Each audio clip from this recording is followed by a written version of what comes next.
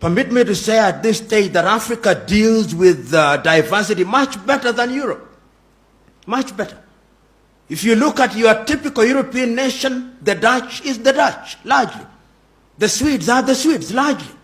The Norwegians are the Norwegians, largely. The Finns are the Finns, largely. And where they have many ethnicities, they don't do very well. Ask the Spaniards if you doubt me. Where they had many nations in Yugoslavia, ask them. They created many nations to create pure ethnicities. But African nations have succeeded thus far in working with diversity in very unique circumstances where the conceptual West, despite their protestation to the contrary, are always interfering in our affairs in a very subtle manner. When we are holding election, they will deny it. But there is a way in which they are always moving in a subterranean fashion. Because the thesis still is that you divide them in order to rule them. That is the thesis. We don't say it as loudly as we should because we want to be politically correct, and I refuse to be correct. And this is exactly what Kwame Nkrumah warned us about. Africa's long-term salvation demands that we avoid adversarial politics.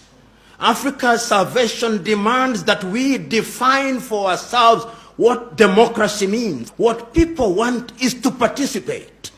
What people want is to have a government that is accountable.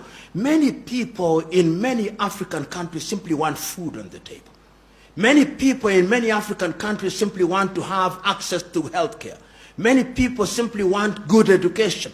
Young men and women in Africa simply want opportunities for innovation and invention.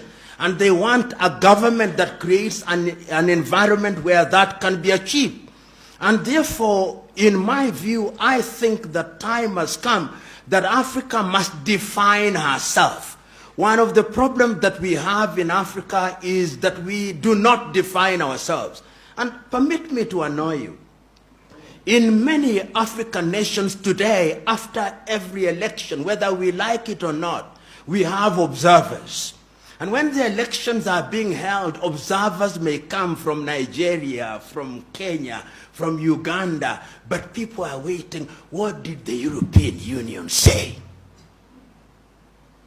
You know, this belief by us that the Europeans have a divine duty to tell us what to do, and we have a divine duty to accept to do what they say is one of the problems that we have.